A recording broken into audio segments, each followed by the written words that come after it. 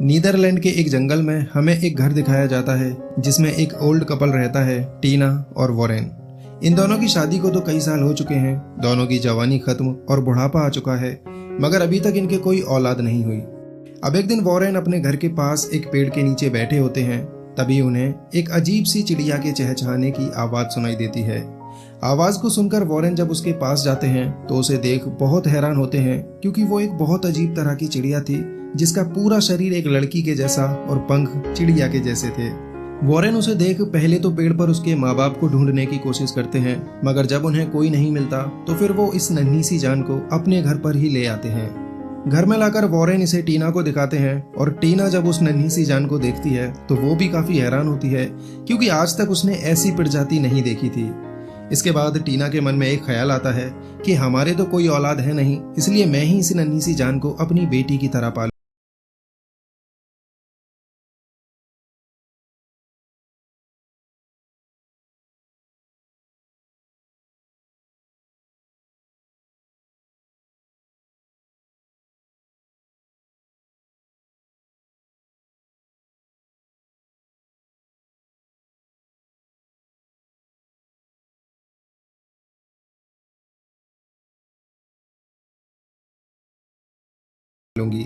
इसके बाद ये दोनों मिलकर इस नन्ही सी जान के लिए एक बेबी वॉकर तैयार करते हैं जिसमें उन्हें घुमाने ले जा सकें। टीना एक डॉल के कपड़े उतारकर उसके लिए एक ड्रेस बनाती है जिसमें उसके पंखों को भी छिपाया जा सके, और फिर ये दोनों मिलकर इस नन्ही सी बेबी को एक प्यारा सा नाम देते हैं, फ्लोरा।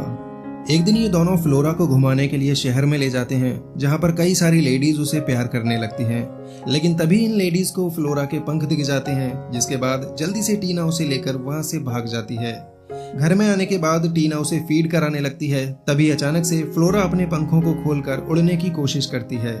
ये सब देख टीना बहुत खुश होती है और जल्दी से वो वॉरेन को आवाज लगाती है फ्लोरा को उड़ता हुआ दिखाने के लिए। अब धीरे धीरे फ्लोरा इन दोनों के साथ अच्छे से घुलने मिलने लगती है।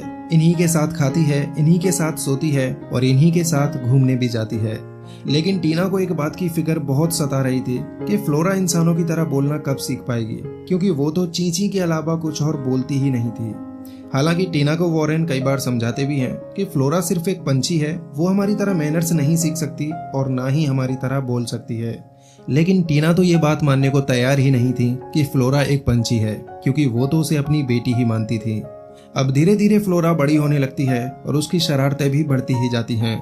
लेकिन अक्सर फ्लोरा खिड़की के पास बैठकर खुले आसमान की तरफ देखती रहती थी। जब भी वो खिड़की से किसी पंछी को उड़ता हुआ देखती तो उसका भी यही मन करता कि वो भी अपने पंखों को फैलाकर ऊंची ऊंची उड़ानों के साथ आसमान की सैर करे।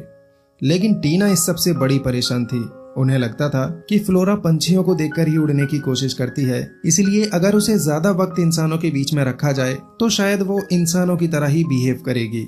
इसलिए एक दिन टीना अपने साथ फ्लोरा को शहर के एक बड़े रेस्टोरेंट में लेकर जाती हैं, जहां पर हर तरह के इंसान आया करते थे। अब यहाँ पर ये दोनों बैठे होते हैं कि तभी फ्लोरा को पिंजरे में दो पंछी दिखते हैं जो अपने पंख फैलाकर मस्ती कर रहे थे।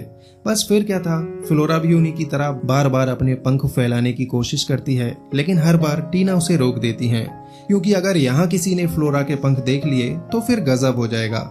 लेकिन फ्लोरा जब हद से ज्यादा परेशान कर लेती है तो फिर मजबूरी में आकर टीना उसे अपनी गोद में उठाकर टॉयलेट में ले जाती हैं और वहां उसके पंखों को खोलकर उससे कहती हैं, अब तुम जितना चाहो उतना अपने पंखों को फड़फड़ाओ, यहाँ पर तुम्हें कोई नहीं देखेगा।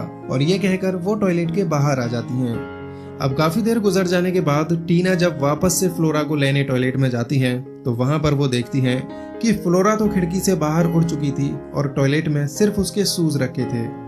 इसके बाद तो टीना की हालत खराब हो जाती है और घर आकर वो सारी बात वॉरेन को बताते हुए उनसे कहती है कि किसी भी तरह से हमें फ्लोरा को ढूंढना होगा, क्योंकि वो अभी छोटी है, अपना ख्याल खुद से नहीं रख सकती।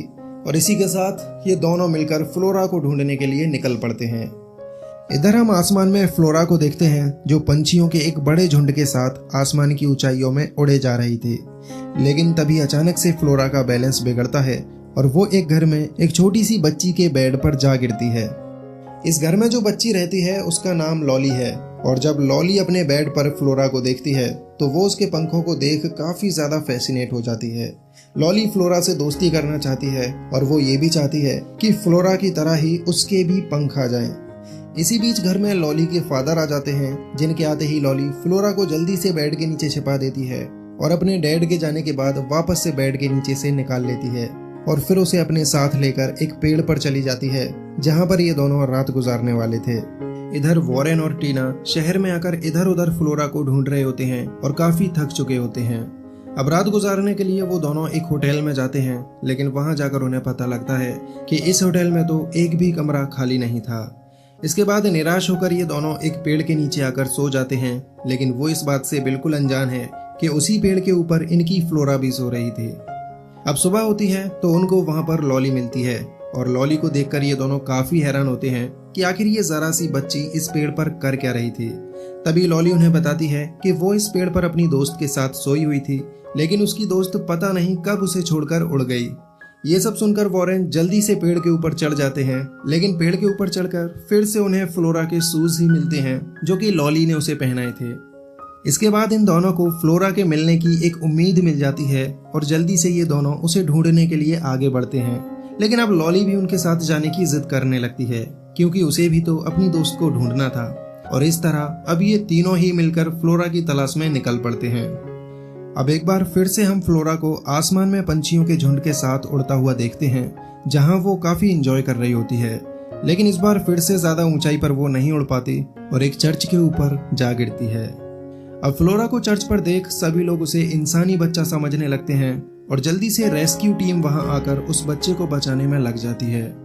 इस रेस्क्यू टीम में एक बहुत ही बहादुर रेस्क्यूअर भी होता है, जो इतना बहादुर था कि कोई भी मिशन करते वक्त पैंट में ही सूसू कर ले, और वो हमेशा खुद की ही जाबाजी के किस्से लोगों को सुनाते रहता है, बिल्कुल किसी शेख चिल्ली की तरह। तो अब डरते डराते जैसे ही वो रेस्क्यूअर चर्च के ऊपर फ्लोरा के पास पहुंचता है, वैसे ही फ्लोरा डर के मारे वहां से भी उड़ जाती है और सबको लगता है कि फ्लोरा को कोई चील उड़ा कर ले गई। इसके बाद ये खबर आग की तरह पूरे शहर में फैल जाती है कि एक मासूम बच्ची को चील उड़ा कर ले गई। और जब ये खबर टीना सुनती हैं तो वो समझ जाती हैं कि वो बच्ची हमारी फ्लोरा ही होगी। और फिर ये तीनों भागे भागे उस डरपोक बहादुर रेस्क्यूअर के पास जाते हैं, जिसने फ्लोरा को करीब से देखा था। लेकिन यहाँ तो रेस्क्यूअर भाई साहब की हालत काफी खराब होती है, क्योंकि उन्हें इस बात का सदमा लग चुका था कि उस बच्ची को चील उड़ा कर ले गई।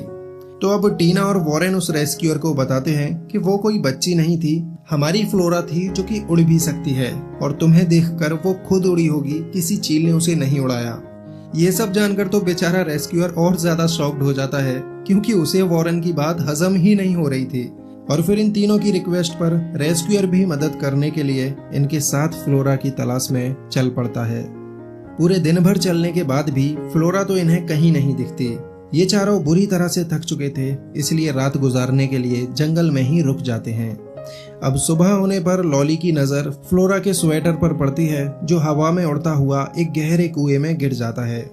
स्वेटर को देख लॉली कुएं की तरफ भागती है और वो रेस्क्यूअर भाई साहब सबको बीच में रोकते हुए कहते हैं, आप सब यहीं रुकिए, मैं हूं ना, मैं फ्लोरा को बाहर लाऊंगा। मगर जैसे ही भाई साहब की नजर कुएं के अंदर जाती है तो कुएं की गहराई को देख इनकी हवा टाइट हो जाती है और फिर मासूम लॉली को ही कुएं के अंदर जाना पड़ता है। कुएं में उतरकर लॉली को सिर्फ फ्लोरा का स्वेटर ही मिलता है, फ्लोरा तो वहां पर नहीं होती। और इस तरह से एक बार फिर से इनके हाथ निराशा ही लगती है। अब लॉली को कुएं से बाहर लाने के लिए टीना कुएं में जाती है और बड़ी मशक्कत के साथ वॉरेन पूरा जोर लगाकर रस्सी को खींचने लगते हैं। लेकिन मजाल है, रेस्क्यूअर भाई साहब रस्सी खिंचवाने में हाथ भी लगवा दें, वो तो बस नई दुल्हन की तरह मुंह छिपा जाते हैं। फाइनली वॉरेन इन दोनों को कुएं के बाहर निकाल लेते हैं और अब ये सभी आराम करने के लिए एक हॉस्टल में जाते हैं। लेकिन वो कोई हॉस्टल नहीं बल्कि हॉस्टल था, यानी कि HORSTEL, मतलब मेंटल लोगों का हॉस्टल। तो इस हॉस्टल में अगर टीना लॉली को नहलाती है और फिर उसे कपड़े चेंज करने उसके रूम में भेज देती है। अब रूम में कपड़े चेंज करते हुए लॉली की नजर एक लड़के पर पड़ती है, जो बाहर आराम से पेड़ के ऊपर बैठा हुआ था। उसे देख लॉली भी उसके पास चली जाती है और दोनों एक दूसरे के अच्छे दोस्त बन जाते हैं। अब रात को ये सभी अपने अपने कमरों में सो रहे होते हैं, तभी उस लड़के के बेड के नीचे से किसी चिड़िया के चहचहाने की आवाज सुनाई देती है। आवाज सुनकर लड़का बेड के नीचे देखता है तो यहाँ उसे फ्लोरा मिलती है, जिसे काफी ठंड लग रही थी। फ्लोरा को देखते ही ये बच्चा उसे भूत समझ बैठता है और जल्दी से भागकर वो लॉली को उसके कमरे में बुला लाता है। मगर जब लॉली बेड के नीचे देखती है तो वो काफी खुश हो जाती है क्योंकि ये तो उसकी फ्लोरा थी। अब क्योंकि फ्लोरा को काफी ठंड लग रही थी इसलिए जल्दी से लॉली एक कंबल लेती है और फिर ये तीनों उस कंबल में ही सो जाते हैं।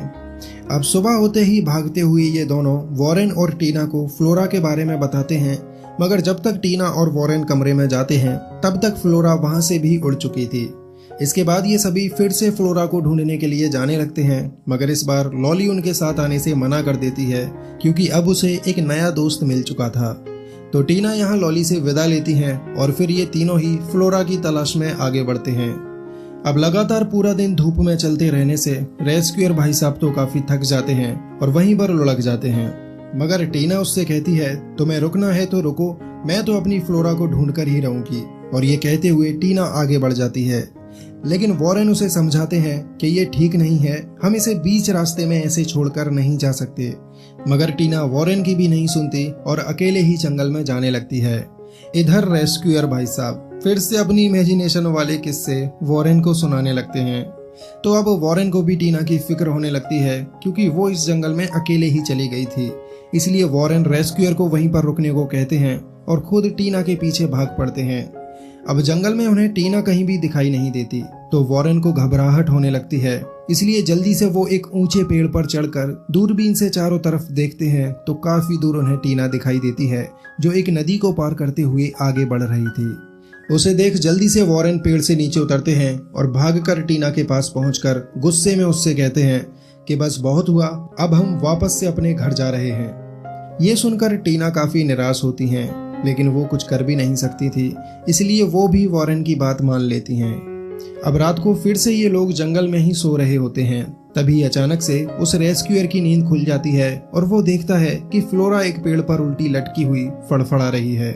फ्लोरा को मुसीबत में देख पहली बार रेस्क्यूअर भाई साहब हिम्मत दिखाते हैं और किसी तरह लटकते झटकते वो फ्लोरा की जान बचाने में कामयाब हो जाते हैं। लेकिन भाई साहब इतने बैल बुद्धि थे कि किसी को बताए बिना ही फ्लोरा को छोड़कर उसे उड़ा देते हैं और फिर सुबह को अपनी इस बहादुरी का किस्सा वॉरेन और टीना को सुनाने लगते हैं।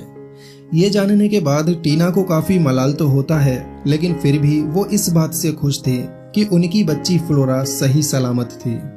अब यहाँ से ये दोनों उस रेस्क्यूअर से भी विदा लेते हैं और अपने घर जाने के लिए निकल पड़ते हैं। रास्ते में जाते हुए टीना की नजर फ्लोरा पर पड़ जाती है जो मजे से आसमान में उड़ रही थी। अब तो ये दोनों पूरे एक्साइटमेंट के साथ उसका पीछा करते हैं, लेकिन उड़ती हुई फ्लोरा उनकी नजर से बहुत दूर बीच समंदर में जा पहुंचती है। अब इन दोनों को बिल्कुल ही कोई उम्मीद नहीं बचती कि फिर कभी वो फ्लोरा को देख भी पाएंगे, क्योंकि वो तो समुंदर के पार जा रही थी। और ये देख वो दोनों दुखी होकर वापस अपने घर जाने के लिए आगे बढ़ते हैं। तभी हमारी नजर फ्लोरा पर जाती है जिसे उड़ पाने में बहुत ही मुश्किल हो रही थी। शायद उसके पंख ठीक से काम नहीं कर रहे थे और फिर देखते ही देखते फ्लोरा समुंदर में ही जा गिरती है। इधर वॉरेन और टीना अपने घर जाने वाली बस में चढ़ जाते हैं और आंखों में फ्लोरा की यादों को ताज़ा करते हुए वहां से जाने लगते हैं। लेकिन तभी अचानक से वॉरेन की नज़र समुंदर में फ्लोरा पर पड़ जाती है जो एक लकड़ी के टुकड़े पर पड़ी हुई लहरों के साथ किनारे पर चली आ रही थी। फ्लोरा को देखते ही ये दोनों बस में से उतरकर किनारे की तरफ भाग पड़ते हैं और जल्दी से वॉरेन फ्लोरा को अपनी गोद में उठा लेते हैं। फ्लोरा भी इन दोनों को देखकर बहुत खुश होती है और फिर ये दोनों उसे अपने साथ घर ले आते हैं। यहाँ पर हम देखते हैं कि फ्लोरा के पंख किसी चीज में उलझे हुए थे, इसलिए वो समुंदर में गिर गई थी। तो सबसे पहले वॉरेन उसके पंखों को खोल देते हैं और फिर फ्लोरा के मिल जाने की खुशी में ये दोनों खूब मस्ती में डांस करने लगते हैं। अब रात हो जाती है और ये दोनों चैन से बिस्तर पर सो रहे होते हैं, मगर फ्लोरा को जरा भी नींद नहीं थी। वो तो बस आसमान की तरफ देखकर बार बार खिड़की में से उड़ जाने की कोशिश कर रही थी, लेकिन खिड़की बंद होने के कारण हर बार टकराकर नीचे गिर जा रही थी। बार बार उसके गिरने की आवाज सुनकर टीना की भी नींद खुल जाती है और इस तरह से फ्लोरा को खिड़की से टकराता हुआ देख जल्दी से टीना उसे गोद में उठा लेती हैं कि फ्लोरा को इस तरह से हम घर के अंदर नहीं रख सकते क्योंकि उसे आज़ादी पसंद है। तो इसलिए सुबह होते ही दोनों हस्बैंड वाइफ ये डिसाइड करते हैं कि वो फ्लोरा को छोड़ देंगे, जिससे जहां भी उसका मन करे वहां वो आज़ादी के साथ जा सके। और फाइनली फ्लोरा को लेकर ये दोनों फील्ड में आते हैं और वहीं पर उसे आज़ाद कर देते हैं, जिसके बाद मस्ती में झूमती हुई फ्लोरा उड़ते हुए वहां से कहीं दूर चली जाती है।